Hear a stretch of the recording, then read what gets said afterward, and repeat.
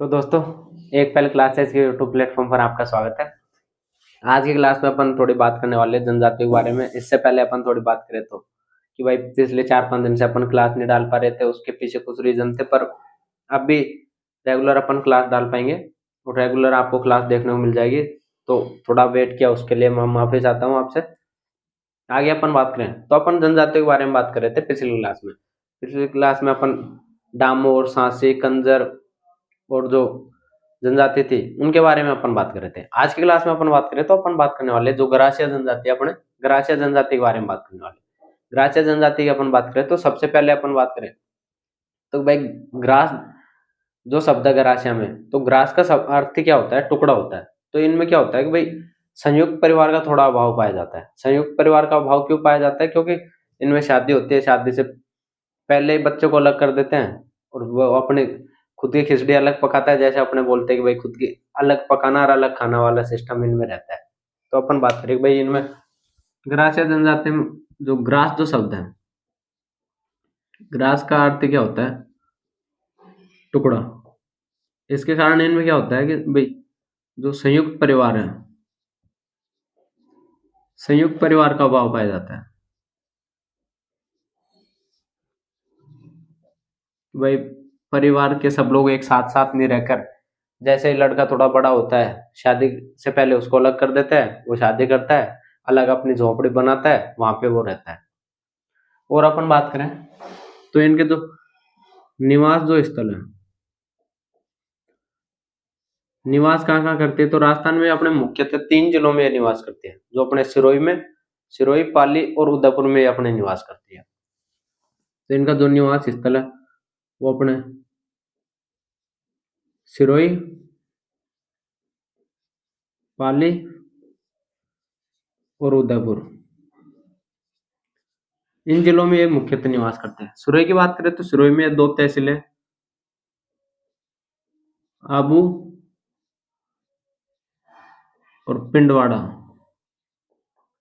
इन 2 तहसीलों में निवास करते हैं। पाली की अपन बात करें तो पाली की बाली तहसील में, और उदयपुर की बात करें तो उदयपुर के जो गोगुंदा जो तहसील है, गोगुंदा के बारे में अपन हिस्ट्री में भी खूब सारा पढ़ते हैं।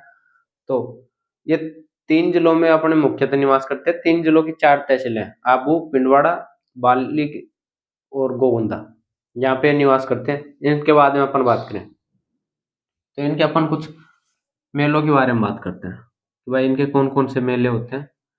मेलों के बारे में अपन बात करें तो इनमें मुख्यतः 3 प्रकार के जो मेले अपन को देखने को मिलते हैं। एक जो मेला है गणगौर मेला। गणगौर मेला अपने सिरोही में लगता है, सिरोही के सिहावा में, सिहावा सिरोही में ये मेला लगता है। और अपन बात करें चैत्र विचित्र मेला, ये भी अपने राजस्थान में लगता है जो। और अपन बात करें तो जो कोटेश्वर जो मेला है, कोटेश्वर मेला अपने लगता है अंबाजी, गुजरात में। क्योंकि ये अपने गुजरात का सीमावर्ती थोड़ा नजदीकी जो क्षेत्र रहता है, तो यहाँ पे इनका एक जो कोटेश्वर जो मेला लगता है वो अपने अंबाजी में लगता है। अंबाजी जो गुजरात में है, वहां पे इनका ये मेला लगता है। गणगौर मेले की अपन बात करें तो गणगौर गणगौर मेले में क्या होता है कि प्रेम विवाह किए जाते हैं। तो ये थोड़ा अधिक थोड़ा चर्चा में रहता है, इसके बारे में क्वेश्चन पूछ ले जाते हैं कि भाई गणगौर जो मेला है वो किसके लिए फेमस है? तो गरासिया जनजाति के जो लोग हैं वो यहाँ पर प्रेम विवाह करते हैं। इस मेले में लड़की भगा कर ले जाते हैं, या फिर जैसे भी है उनको जो इच्छा से जो शादी करनी होती है वो अपने गणगौर मेले में थोड़ी अधिक करने को मिलती है। तो इस कारण ये इसका थोड़ा महत्व अधिक है इस जनजाति में। इसके बाद अपन बात करें तो इनके लिए अपन जब पवित्रता की बात आती है तो इनके लिए 3 चीजें थोड़ी ज्यादा पवित्र रहती हैं। उनके बारे में अपन बात करते हैं कि भाई कौन कौन सी चीजें। तो इनमें एक तो जो अपने नक्की झील है, नक्की झील के बारे में अपन बात करें तो नक्की झील एक तो राजस्थान की सबसे गहरी झील है। गहरी झील होने के साथ साथ अपना ये एकमात्र हिल स्टेशन है जो कि कोई पहाड़ी पे बना हुआ है। तो ये अब इसके बारे में ये थोड़ी अपनी जोग्राफिकल बातें थी कि भाई ये हिल स्टेशन है और 35 मीटर गहरी है, तो सबसे अधिक गहरी है। नक्की झील इसलिए इनमें प्रसिद्ध है क्योंकि यहाँ पे ये क्या करते हैं, अस्थि विसर्जन करते हैं, अस्थियों का विसर्जन करते हैं, तो ये इनके लिए थोड़ी पवित्र है। और अपन बात करें मोरपंख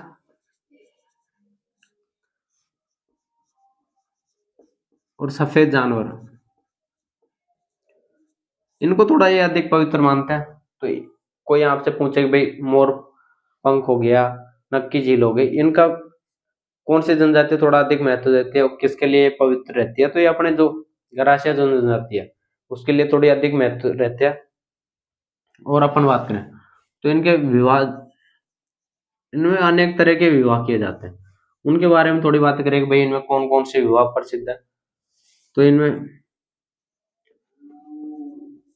मोरबंदिया विवाह, मोरबंदिया विवाह की बात करें तो ये अपने जो हिंदू धर्म में जैसे विवाह किए जाते हैं, जैसे अपने करते हैं, वैसे ही इनके भी जो विवाह किए जाते हैं उसको मोरबंदिया विवाह बोलते हैं। और अपन बात करें ताड़ना जो विवाह किए जाते हैं, ताड़ना विवाह में क्या होता है कि भाई कोई लड़का है वो अपनी इच्छा से, जैसे अपन आजकल आज के टाइम में बोलते हैं लव मैरिज, तो लव मैरिज जो करनी होती है वो जैसे की जाती है वो ताड़ना विवाह होता है। इसमें क्या होता है कि भाई लड़का कोई लड़की जिस जो पसंद है उसको पसंद करता है, उसको भगा के ले जाता है, या फिर जो भी करता है, 2-3 दिन बाद में वो घर लौटते हैं। तो जो इनके पंच पटेल रहते हैं वो उनका वधु का मूल्य बताते हैं कि भाई इतना इनका वधु मूल्य है, तो वो उसको दापा बोलते हैं अपने, तो वो लड़के वाले उसको देते हैं। और उसके बाद में जो विवाह होता है तो ये इसको एक तरीके से बात करें तो कि भाई पैसे देकर जो विवाह किया जाता है, या फिर जो लव मैरिज होती है तो ये अपने लव मैरिज जैसे करते हैं ना। ताड़ना विवाह में ना कोई सगाई होती है, ना कोई चौरी दी जाती है, कुछ नहीं होता, सीधा पैसे देते हैं, वधु का मूल्य देते हैं और शादी करते हैं। वैसे एक अपने पहरावना, पहरावना जो विवाह होता है उसमें क्या होता है कि भाई अपने जैसे पंडित है, पंडित के समक्ष जो फेरे लिए जाते हैं, वैसे इनमें कोई पंडित वंडित नहीं होता है, बस फॉर्मेलिटी के लिए जो फेरे लिए जाते हैं उस टाइप से जो विवाह होता है वो पहरावना विवाह होता है। इसके अलावा अपन बात करें सेवा विवाह, मेलबो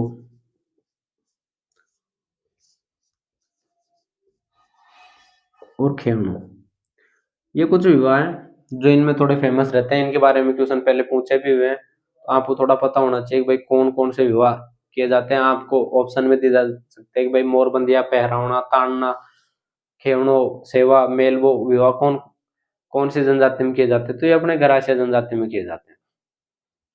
इसके बाद अपन और बातें करें तो जब अपने विवाह की बातें ही चल रही है तो अपन बातें करते हैं कि भाई इनमें थोड़ा श्रृंगार को, जो गरासिया जो जनजाति की जो महिला है वो श्रृंगार को अधिक महत्व देती है, श्रृंगार और सुंदरता। तो ये श्रृंगार व सुंदरता के लिए फेमस है, तो मतलब ब्यूटी पार्लर जाने का ज्यादा शौक रहा है इनको। तो अपने जो गरासिया जनजाति की जो महिलाएं हैं वो ब्यूटी पार्लर जाने का थोड़ा ज्यादा विशेष ध्यान रखती है। तो ये अपने श्रृंगार और सुंदरता के लिए, श्रृंगार प्लस सुंदरता के लिए थोड़ी फेमस है।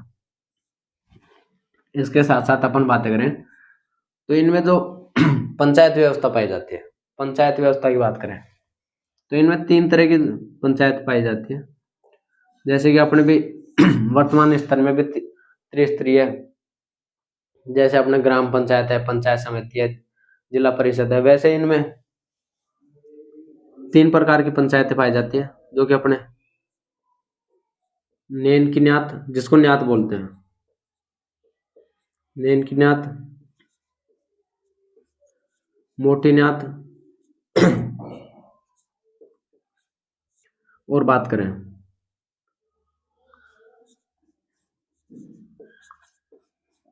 निचली न्यात, तो ये इनकी पंचायतें पाए जाते हैं, नेन की न्यात, मोटी न्यात, निचली न्यात। तो आपको थोड़ा पंचायतों के बारे में पता होना चाहिए भाई कौन सी जनजाति से थोड़ा इनका संबंध रहा। बाकी अपन और बात करें तो इनके क्या होता है कि जो भील जो पुरुष होता है,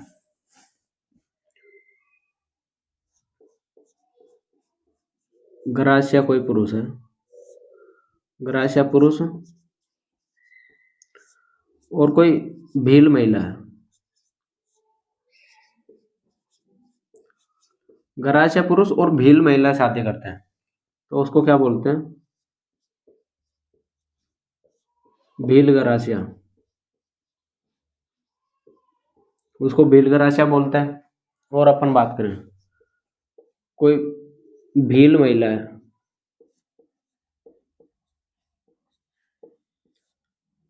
और शादी करवा रहे हैं ग्रासिया पुरुष को ही उससे शादी कर रहा है,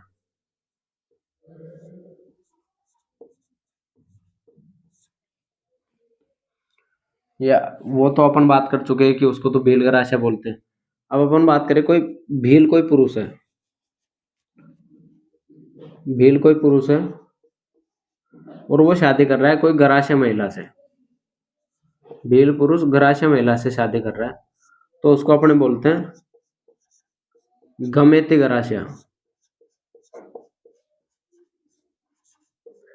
अगर कोई ग्रासिया पुरुष है भील महिला से शादी करता है तो उसको तो भील ग्रासिया बोलते हैं। और कोई अपन बात करें कि भाई कोई भील पुरुष है और वो ग्रासिया महिला से शादी करता है तो उसको गमेती ग्रासिया के नाम से जाना जाता है। इसके बाद अपन थोड़ी और बातें करें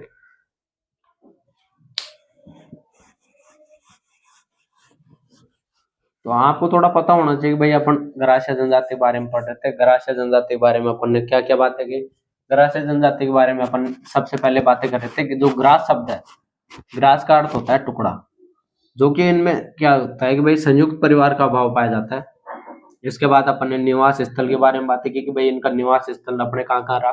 तो ये अपने मुख्यतः 3 जिले सिरोही, पाली और उदयपुर। सिरोही में ये आबू और पिंडवाड़ा और पाली के बाली और उदयपुर के गोगुंदा तहसील में ये निवास करती है। इसके बाद अपन ने इनके कुछ पंचायतों के बारे में बातें की कि इनमें 3 प्रकार की पंचायत पाई जाती है, मोटी न्यात, निचली न्यात और नेनकी न्यात। इसके बाद में अपन ने विवाह के बारे में बातें की कि इनमें मोरबंदिया विवाह, पहरावना विवाह, ताड़ना विवाह, सेवा विवाह, खेवणो विवाह, मेलवो विवाह, इस प्रकार के कुछ इनमें विवाह पाए जाते हैं। इसके बाद अपन ने इनके मेलों के बारे में बात कर रहे थे, गणगौर मेला, कोटेश्वर मेला, चैत्र विचित्र मेला। तो ये कुछ बातें अपन कर चुके थे। इसके साथ साथ अपन और बातें करें तो ग्रासिया जनजाति में जो इनका स्मारक होता है, मृतक कोई व्यक्ति है और उसका जो स्मारक बनाया जाता है उसको ये हुरे बोलते हैं। इसके साथ साथ अपन और बातें करें तो कोई अनाज कोई भंडार गृह है, अनाज का भंडारण करना है तो अनाज कोई भंडार गृह है, उसको अपने सोहरी बोलते हैं,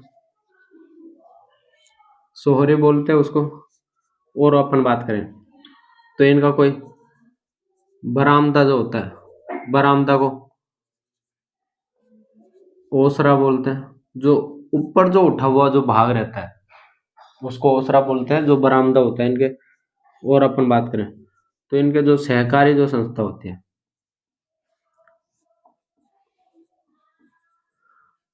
उसको ये बोलते हैं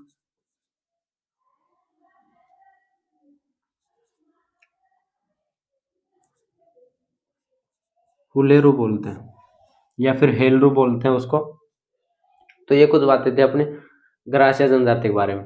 नेक्स्ट क्लास में अपन और बात करेंगे और नेक्स्ट क्लास में अपन जनजाति वाले टॉपिक को खत्म कर लेंगे। तो धन्यवाद दोस्तों।